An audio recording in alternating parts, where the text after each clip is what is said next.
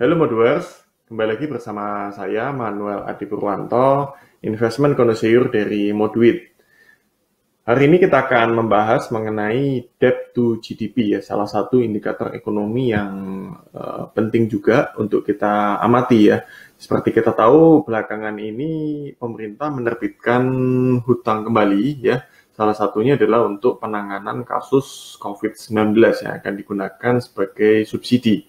Nah, kita akan coba lihat apakah dengan kondisi debt Indonesia sekarang ini cukup aman atau tidak ya. Jadi kita gunakan indikator menggunakan debt to GDP ratio. Oke, kalau dalam dunia saham ya, ini biasanya juga ada istilahnya debt to equity ratio ya. Tapi kalau di istilah ekonomi atau di makro itu biasanya kita menggunakan debt to GDP ratio. Definisi dari debt to GDP yaitu rasio antara hutang pemerintah suatu negara dan produk domestik bruto atau PDB ya. PDB yaitu bahasa Indonesianya dari GDP. GDP itu Gross Domestic Product, kalau Indonesianya itu produk domestik bruto ya, jadi sama ya. Oke, jadi kalau kita lihat total hutang dibagi total PDB atau GDP. Nah, pertimbangan geopolitik dan ekonomi, termasuk suku bunga, perang, resesi, atau variabel lainnya, itu dapat mempengaruhi praktek peminjaman suatu negara dan pilihan untuk menimbulkan hutang lebih lanjut ya. Jadi, biasanya kalau terjadi perang, suku bunga, resesi, itu ada kecenderungan memang hutang itu cenderung naik ya, karena ada kebutuhan untuk menjaga ekonomi suatu negara itu sendiri. Nah, kalau kita dari sisi jenis hutangnya, hutang itu sendiri ada dua macam, yaitu hutang yang konsumtif dan hutang yang produktif ya. Hutang konsumtif ini pada umumnya digunakan untuk subsidi, contohnya subsidi yaitu subsidi bensin, subsidi listrik, subsidi kesehatan, ya ataupun subsidi yang lainnya. Nah, subsidi sendiri nggak semuanya bagus, ada subsidi yang nanti itu bisa memberikan nilai added value terhadap ekonomi, tetapi juga ada subsidi yang akhirnya jadi waste atau hilang ya nilainya, sehingga pada akhirnya hanya menjadi beban ekonomi. Kenapa beban ekonomi? Karena dibiayai oleh hutang ya, bukan dari pendapatan. Nah, kalau untuk yang produktif, itu memang relatif lebih jangka panjang efeknya, tetapi ini memberikan added value biasanya ke ekonomi. Contohnya yaitu utang yang digunakan untuk infrastruktur ataupun untuk manufaktur ya. Ini biasanya akan memberikan added value ke nilai ekonomi untuk jangka yang lebih panjang. Berdasarkan tipe peminjam, hutang sendiri itu dibagi menjadi dua, yaitu hutang yang dilakukan oleh negara ataupun dilakukan oleh swasta atau perusahaan. Nah, kalau yang dilakukan oleh negara sendiri itu juga ada dua macam, yaitu yang dilakukan oleh pemerintah ataupun hutang yang dilakukan oleh bank sentral ya. Kalau di Indonesia berarti dalam kasus ini Bank Indonesia.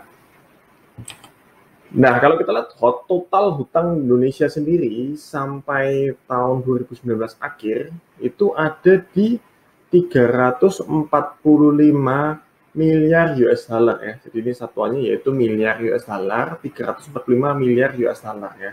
Kita bisa lihat datanya dari statistik di sini ya. Memang relatif naik terus-menerus ya setiap tahunnya. Sejak di tahun 2014 ada 184 miliar, naik hingga sampai mencapai 345 miliar di akhir tahun 2019.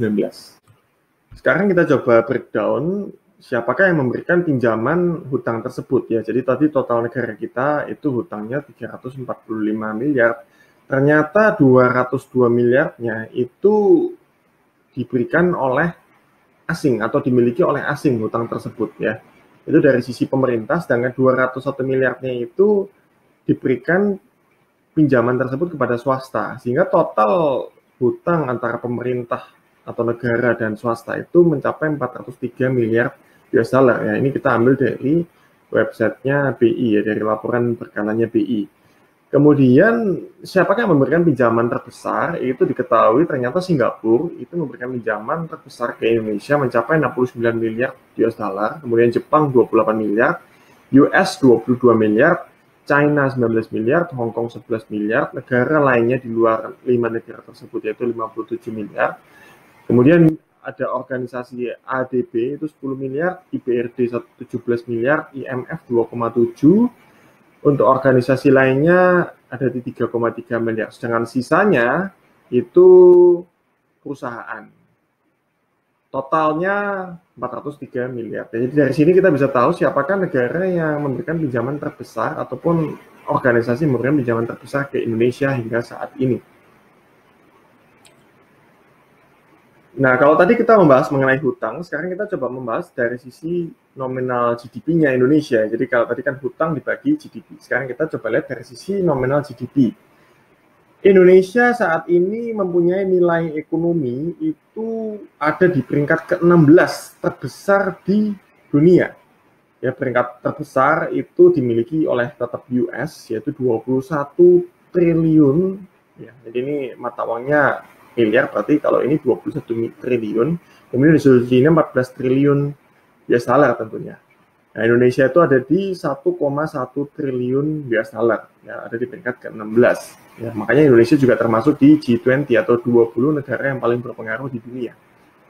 Nah, perjalanan nilai ekonomi tersebut otomatis cukup panjang ya, kalau kita lihat sejak kita mengalami krisis di 1998 ya, di sini nilai nominal ekonomi kita sempat drop ya cukup banyak dari 274 miliar hingga turun separuh lebih ya di 115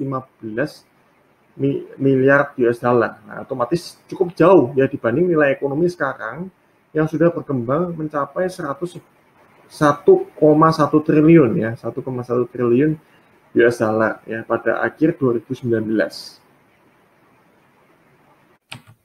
Setelah kita tahu berapa nilai ekonominya, maka kita bisa melakukan perhitungan debt to GDP dengan membagi total hutang negara 345 miliar dengan nilai ekonominya tadi GDP-nya yaitu di 111 miliar dolar, maka ketemu angkanya ada di 30%-an ya untuk debt to GDP rasio per tahun 2019. Nah, kalau kita di sini memang mengalami kenaikan ya sejak 2014, artinya di sini hutang yang diambil itu memang tidak relevan sesuai dengan ekonominya, karena kalau hutangnya naiknya seimbang dengan nilai ekonominya, pastinya di sini rasionya akan cenderung relatif tidak mengalami kenaikan ya. Nah, tapi kalau kita lihat apakah ini masih wajar, ya kita bisa menyimpulkan masih cukup oke, karena batas aman yang diatur oleh undang-undang di negara kita itu ada di angka 60%, jadi masih relatif separuh dari batas toleransi tersebut. Nah, ini yang perlu kita amati, apakah ini akan terus mengalami kenaikan sepanjang waktu. Dan mungkin bisa jadi di sini dengan tinggi-tingginya hutang yang dilakukan ini untuk membangun infrastruktur, memang itu juga memberikan sedikit impact positif ke ekonomi dalam jangka pendek ya. Karena kalau kita ngomong infrastruktur itu ataupun manufaktur itu biasanya akan terdampaknya di jangka yang lebih panjang ya. Jadi kalau kita bilang hutang itu tidak masalah selama itu bisa memberikan leverage ekonomi untuk jangka yang lebih panjang. Rasio debt to GDP di atas 100%, artinya sebuah negara itu mempunyai hutang yang lebih besar daripada nilai ekonominya. Dan tentunya ini memiliki risiko yang cukup tinggi ya. Tapi kalau kita lihat debt to GDP tertinggi itu dipegang oleh Jepang mencapai 237%. Tapi mayoritas hutangnya itu datang dari masyarakat Jepang itu sendiri. Jadi artinya ya mungkin untuk secara risiko default itu relatif masih terjaga ya. Meskipun akhirnya Jepang harus menghabiskan pendapatannya untuk mayoritas membayari hutang. Tetapi kalau kita lihat negara-negara yang lebih kecil skalanya seperti Sudan, Yunani, Lebanon, Italia, Eritrea, ini berarti mereka akan mempunyai risiko yang besar ya untuk bisa masuk ke area default ya atau gagal bayar obligasi yang tinggi. Nah, di sini pun juga masih ada negara besar lainnya seperti Singapura dan Amerika yang debt to GDP-nya juga di atas 100% ya. Tetapi kalau kita lihat kedua negara ini mempunyai rating yang masih cukup bagus ya rasio pembayaran hutangnya karena dari majunya negara tersebut juga ya. Apalagi Amerika meskipun dia debt to GDP-nya tinggi tetapi dolar menjadi mata uang yang paling kuat di manapun gitu ya sehingga untuk membayar hutang pun dia bisa mencetak uang ya. Jadi relatif juga masih terkontrol akhirnya meskipun rasionya juga relatif tidak bagus ya. Tapi ini memang terkadang dibutuhkan oleh negara-negara untuk meleverage ekonominya. Tapi sekali lagi leverage ekonominya tujuannya untuk apa? Ya, kalau tujuannya untuk kembali lagi meningkatkan ekonomi itu bagus, tetapi kalau mayoritas itu digunakan untuk subsidi, ya seperti kasus beberapa negara yang mencapai rasio debt to GDP yang tinggi seperti Yunani, karena over subsidi zaman dulu ya. Jadi ini yang harus diwaspadai. Jadi kalau kita lihat Indonesia masih di rasio 30%, masih cukup relatif sehat ya untuk hingga saat ini. Oke, mungkin demikian mengenai debt to GDP. Terima kasih buat rekan-rekan Modulers yang sudah menonton video ini. Jangan lupa di-subscribe. Sekali lagi, stay safe and stay healthy ya. Dan jangan lupa tetap berinvestasi melalui Moduit. Salam Moduit.